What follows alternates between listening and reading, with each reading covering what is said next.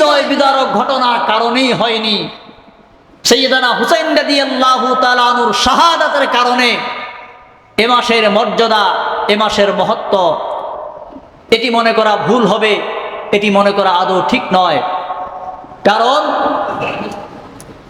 এ মাসের মর্যাদা, এ মাসের মহত্ব স্বয়ং রাসূল করিম সাল্লাল্লাহু আলাইহি ওয়াসাল্লাম নিজেও এ মাসের মর্যাদার কথা বলেছেন, এ মাসের মহত্বের স্বীকৃতি প্রদান করেছেন। হাদিস শরীফের ভিতর আসছে, রাসূল করিম সাল্লাল্লাহু আলাইহি ওয়াসাল্লাম ইরশাদ করেন যে আশুরার দিনে যে রোজা আমরা রেখে থাকি, ইতিপূর্বে রমাদানুল মুবারকের রোজা ফরজ হওয়ার পূর্বে মুহররমুল হারামের আশুরার দিনের এই রোজাটি উম্মতে মুসলিমার উপরে ফরজ ছিল। সমগ্র উম্মত এই দিনে রোজা রাখত, এটি ছিল উম্মতে মুসলিমার জন্য ফরজ রোজা।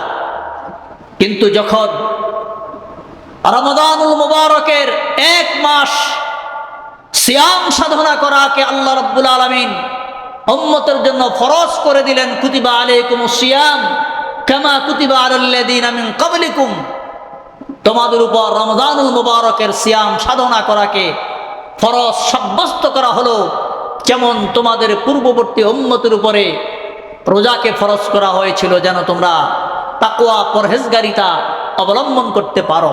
এই আয়াত অবতীর্ণ করার মাধ্যমে আল্লাহ তাবারক ওয়া তাআলা রমাদানুল মুবারকের রোজাকে ফরজ করেছেন। তো আমাদের প্রিয় নবী মহানবী মুহাম্মদ রাসূলুল্লাহ বললেন, রমাদানুল মুবারকের রোজা ফরজ হওয়ার পূর্বে আশুরার দিনে রোজা ফরজ ছিল। যখন রমজান রোজা ফরজ হয়ে গেল, রাসূল করিম সাল্লাল্লাহু আলাইহি ওয়াসাল্লাম বলেন, ফামান শাআ মিনকুম আইয়াসুমা, তোমাদের মধ্যে যার ইচ্ছা সে আশুরা রোজা রাখতে পারো, যার ইচ্ছা সে আশুরা রোজা বর্জন করতে পারো। অর্থাৎ রমজানের রোজা ফরজ হওয়ার পরে আশুরার এই দিনে রোজা নফল হয়ে যায়, সুন্নত হয়ে যায় বা মুস্তাহাব হয়ে যায়, এটি আর ফরজ থাকে না। তো রাসূল করিম সাল্লাল্লাহু আলাইহি ওয়াসাল্লাম প্রত্যেক বছর আশুরা রোজা রাখতেন। মদিনাতুল মুনাওয়ারায় গেলেন, মদিনায় হিজরত করে যাওয়ার পরে রাসূলুল্লাহ সাল্লাল্লাহু আলাইহি ওয়াসাল্লাম দেখলেন মদিনার ইহুদিরা এই দিনে রোজা রাখে। মদিনাতুল মুনাওয়ারা, আমি এর আগেও কয়েকবার বলেছি, মদিনাতুল মুনাওয়ারা হলো বহু জাতি এবং বহু গোত্রের বসবাসের জায়গা ছিল। এখানে একদিকে যেমন মুসলমান বসবাস করতেন, অপরদিকে ইহুদ, খ্রিস্টান, অন্যান্য জাতিরও মদিনায় বসবাস করত। ব্যাপক হারে মদিনায় ইহুদিদের বসবাস ছিল। নবীজি হিজরত করে মদিনায় যাওয়ার পরে দেখলেন মদিনার ইহুদিরা মুহররমুল হারামের এই আশুরার দিবসে রোজা রাখে। নবীজি জিজ্ঞাসা করলেন, তোমরা এই দিনে কেন রোজা রাখো? মদিনার ইহুদিরা জানালো, হে মুহাম্মদ, এই দিনে আমরা রোজা রাখি, এর মূল কারণ হলো আমাদের নবী হযরত মূসা আলাইহিস সালাতু ওয়াস সালাম, তিনি আল্লাহ রাব্বুল আলামিন এই দিনে মূসা আলাইহিস সালাতু ওয়াস সালামকে জালিম ফিরআউন এবং তার দলবল থেকে মূসা আলাইহিস সালাম এবং তার উম্মত বনি ইসরাইলকে তথা আমাদের পূর্বপুরুষদেরকে আল্লাহ রাব্বুল আলামিন মুক্তি প্রদান করেছিলেন। আর পক্ষান্তরে ফিরআউন এবং তার দলবলকে ভূমধ্য সাগরে আল্লাহ রাব্বুল আলামিন তাদেরকে নিমজ্জিত করে দিয়েছিলেন।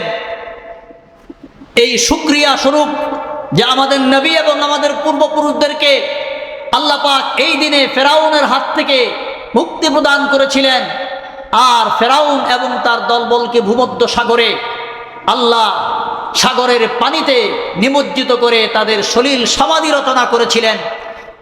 এই জন্য শুকরিয়া স্বরূপ, কৃতজ্ঞতা স্বরূপ আমরা এই দিন রোজা রাখি। দুইটা রোজা রাখতে হবে। তাই নবীজি বললেন, যদি আমি আগামী বছর জীবিত থাকি তাহলে দুটি রোজা রাখবো, হয় আগের দিন একটি, অর্থাৎ 9 এবং 10, 10 তারিখ তো অবশ্যই রাখতে হবে, 9 এবং 10, আর না হয় 10 এবং 11। কিন্তু আগামী বছর মুহররমুল হারাম আসার আগেই আমাদের প্রিয় নবী মহানবী মুহাম্মদ রাসূলুল্লাহ সাল্লাল্লাহু আলাইহি ওয়াসাল্লাম রবিউল আউয়াল মাসে এই পৃথিবী ত্যাগ করে আল্লাহর পেয়ারা হয়ে যান। তিনি দুনিয়া থেকে চলে যান। আগামী বছর আর আশুরা রোজা রাসূল কারীম সাল্লাল্লাহু আলাইহি ওয়াসাল্লাম দুইটা রাখার সুযোগ পান নাই, কিন্তু উম্মতের জন্য শিক্ষা রেখে গিয়েছেন যে আশুরার দিনে এই দিনটা তো রাখবেই, এর সাথে মিলে আরো একটি রোজা রাখবে, হয় আগের দিন একটি, নয় পরের দিন একটি। তো সুতরাং আশুরার দিবসে এই মুহররম মাসের এই দিনটা আমাদের জন্য করণীয় হলো রোজা রাখা। তবে একটি রোজা রাখবো না, রাখবো কয়টি রোজা? দুইটি রোজা রাখবো, 9, 10, না হয় 10, 11। এখন কোন আল্লাহর বান্দা যদি শুধু একটাই রোজা রাখে আরেকটা না রাখতে পারলো, তাহলে সে রোজার ফজিলত পাবে। রোজার কি পাবে? ফজিলত। কি ফজিলত? আশুরা রোজার ফজিলত হলো, নবীজি বললেন সিয়াম ইয়াউমে আশুরা আহতাসিবু আলাল্লাহ আইয়ুকাফিরা সানাতাল্লাতী ক্বাবলাহু। আশুরার দিবসে রোজার ফজিলত হলো, আমি আল্লাহর দরবারে এই আত্মবিশ্বাস রাখি, এই প্রত্যাশা রাখি, আমি আশা করি এই দিনে যে ব্যক্তি রোজা রাখবে আল্লাহ পাক তার অতীত জীবনের 1 বছরের গুনাহ মাফ করে দিবেন। তাহলে অতীত জীবনের 1 বছরের গুনাহ মাফ হয়ে যাবে যদি আল্লাহর কোনো বান্দা আশুরার দিবসে রোজা রাখে। তাহলে এখন যে ভাই বা যে ব্যক্তি একটা রোজা রাখলো, আগের দিনে রাখলো না বা পরের দিনে রোজাটা রাখলো না, তাহলে সে আশুরা রোজার ফজিলত পাবে ঠিক, কিন্তু এটি অনুত্তম কাজ হবে, উত্তম কাজ হবে না। কারণ নবীজি বলছেন তোমরা মুশরিক এবং ইহুদিদের আমলের খেলাফ আমল করো। তো 2টা রোজা রাখা হলো সুন্নত। কথা বুঝে আসছে কিনা? 2টা রোজা রাখা সুন্নত, এটি সর্বোত্তম। এই কারণে ফুকাহে কেরাম লেখেন শুধু একটা রোজা রাখলে ফজিলত তো পাবে, কিন্তু কাজটা খুব ভালো কাজ হবে না, সুন্দর হবে না, এটি অনুত্তম কাজ হবে। আমরা এটাকে হারাম বলবো না, নাজায়েজ বলবো না, এটি বলার এখতিয়ার অধিকার আমাদের নেই। কথা বুঝে আসছে কিনা? এই জন্য সর্বোত্তম হলো 2টি রোজা রাখবো। কয়টি রোজা রাখবো? 2টি রোজা, 9, 10, না হয় 10, 11। এখানে একটি কথা বুঝতে হবে যে রাসূল এটি ছিল রোজা। ইহুদিরা এই দিনে রোজা রাখতো। রোজা এটি ভালো কাজ কিনা? বলেন, রোজাটা ভালো কাজ কিনা? রোজা একটা ইবাদত, ইবাদত একটি উত্তম কাজ, ভালো কাজ। সেই উত্তম কাজ এবং ভালো কাজের ক্ষেত্রে রাসূল করিম সাল্লাল্লাহু আলাইহি ওয়াসাল্লাম বলছেন বিজাতীয়দের সাথে মিলে যাবে, অন্য ধর্মাবলম্বীদের সাথে মিলে যাবে, অমুসলিমদের সাথে মিলে যাবে। এই তরিকায়, এই পদ্ধতিতে কোনো ভালো কাজও তোমরা করবে না। ভালো কাজটা করতে হবে ইসলামী তরিকায়, ইসলামী পদ্ধতিতে। বিজাতীয়দের সাথে মিল রেখে কোনো ভালো কাজও করা যাবে না। রাসূল সুস্পষ্ট ভাষায় বলেছেন মান তাশাব্বাহা বিকওমিন ফাহুয়া মিনহুম। যে ব্যক্তি দুনিয়ার জীবনে কোনো বিজাতীয় কৃষ্টি কালচার অনুসরণ করবে, কিয়ামতের দিন সেই ব্যক্তি তাদের দলভুক্ত হয়ে হাসরের ময়দানে উঠবে। সে আমার উম্মতের দলভুক্ত হবে না। তাহলে কিয়ামতের দিন যদি আল্লাহর নবীর উম্মতের দলভুক্ত আমরা না হতে পারি, বিজাতীয়দের কৃষ্টি কালচার অনুসরণ করার কারণে তাদের দলভুক্ত হয়ে যায়, নাজাতের কোনো উপায় আছে? মুক্তির কোনো আশা করা যায়? আশা করা যায় না। এই জন্য জীবনের সর্বক্ষেত্রে এই আশুরার শিক্ষা আমাদের জন্য এটি 2টা শিক্ষা। একটা শিক্ষা হলো জীবনের প্রত্যেকটি ক্ষেত্রে, কোনো ক্ষেত্রে আমরা উম্মতে মুসলিমার কৃষ্টি কালচার বাদে বিজাতীয় কৃষ্টি কালচার অনুসরণ করব না, ঠিক না? দ্বিতীয় শিক্ষা, হুসাইন রাদিয়াল্লাহু তাআলা আনহু এই দিনে সত্য প্রতিষ্ঠা করার জন্য, হককে হক রূপে প্রতিষ্ঠা করার জন্য, বাতিলকে বাতিল রূপে চিহ্নিত করার জন্য তিনি যে শাহাদাত বরণ করেছিলেন, এখান থেকে শিক্ষা উম্মতের জন্য উচিত সদা সর্বদা হক এবং সত্যের অনুসরণ করা, সত্যকে প্রতিষ্ঠা করার আপ্রাণ চেষ্টা করা। সত্য প্রতিষ্ঠা করতে গিয়ে নিজের প্রিয় জীবনটাকে যদি বাজি রাখতে হয়, জীবনটা যদি বিসর্জন দিতে হয়, এর মাঝে উম্মতের সম্মান নিহিত, ঠিক না? কোনো বাতিলের সাথে আঘাত করা চলবে না। সুতরাং এক হল আমরা আমাদের জীবনের কোনো ক্ষেত্রে বিজাতীয় কৃষ্টি কালচার অনুসরণ করব না। নবীজির সুন্নাহ হল ইসলামের সবচেয়ে বড় আপনার সংস্কৃতি। এই সুন্নাহর অনুসরণ করে নিজের জীবনটাকে সুসজ্জিত করব। দ্বিতীয় হলো এই দিনের শিক্ষা, আমরা বাতিলের সাথে আঘাত করব না, হকের উপর প্রতিষ্ঠিত থাকার চেষ্টা করব। হককে প্রতিষ্ঠা করার জন্য প্রয়োজনে নিজের জীবনটাকে বিলীন করে দিব। তাহলে সর্বশেষ কথা, এই দিনকে উপলক্ষ করে আমাদের সমাজে বিচ্ছিন্ন কিছু ভাইয়েরা তারা তাজিয়া মিছিল বের করবেন। অর্থাৎ শিয়া সম্প্রদায়ের লোকেরা তারা মাতম করবেন, তাজিয়া মিছিল বের করবেন, হাই হুসাইন বলে বুক থাপড়াবেন, মিছিল করবেন, কালো পতাকা মিছিল করবেন। মনে রাখবেন, এটা তারা তাদের ধর্মীয় রীতিনীতির আলোকে করতে থাকে এবং এটা তারা করে থাকে।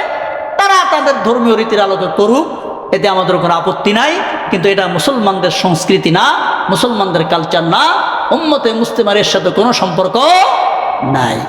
এবং সংক্ষিপ্ত কথা হলো, হুসাইন রাদিয়াল্লাহু আনহুর কারবালার প্রান্তরের শাহাদাত বরণ করা এটি ইতিহাসের কোনো বিচ্ছিন্ন ঘটনা না, এটি একটি ধারাবাহিক চক্রান্তর অংশ বিশেষ।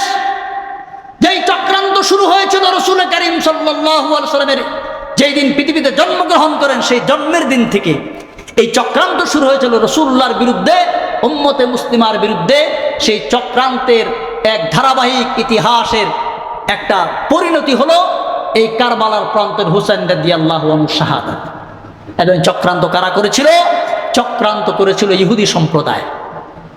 ইহুদি সম্প্রদায় চক্রান্তের বীজ বপন করেছিল, কারণ তাদের ধারণা, মদিনার ইহুদিদের ধারণা, তারা বিশ্বাস করত যে আখিরি জমানার নবী আমাদের গোত্রে আসবে, আমাদের বংশে আসবে, ইহুদি আপনার বনী ইসরায়েলের গোত্রে আসবে, অতএব আমরা তাকে নিয়ে মদিনার অন্যান্য গোত্রের তারা গর্ব করত, তোমাদের বিরুদ্ধে লড়াই করব, যুদ্ধ করব এবং সেই যুদ্ধে আমরা জয়ী হব।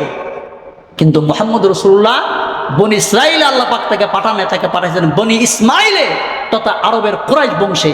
এই যেই দিন থেকে কুরাইশ বংশে রাসূলুল্লাহ জন্মগ্রহণ করলেন, সেই দিন থেকে ইহুদিরা রাসূলুল্লাহকে হত্যা করার জন্য আপনার সক্রিয় ছিল। তাকে খুঁজে বের করে তাকে হত্যা করবে, তাকে মেরে ফেলবে, তার অনুসারীদেরকে মারবে, এই চক্রান্ত শুরু হয়েছিল। এরই ধারাবাহিক অংশ হিসেবে কারবালার প্রান্তরে এই ইহুদিদের চক্রান্তে এই সাবাই গোত্র, আব্দুল্লাহ বিন সাবাই, এদের মূল হলো ইহুদি গোত্র। এই